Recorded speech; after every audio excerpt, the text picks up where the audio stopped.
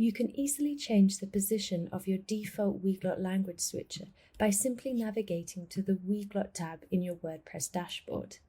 Scroll down until you find the section on Language button position. If you'd like to add it into your menu, click Appearance Menus.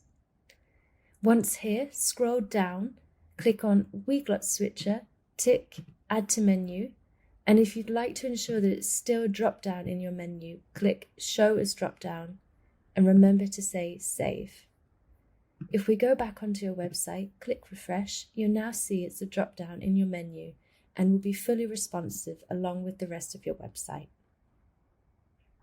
If you'd like to add your language switcher to a widget, for example your footer, you simply click on your widgets, navigate down to find Weglot, click Footer 1, Add Widget, and if we go back onto your store, click Refresh, scroll down, and you'll now see it's in your footer.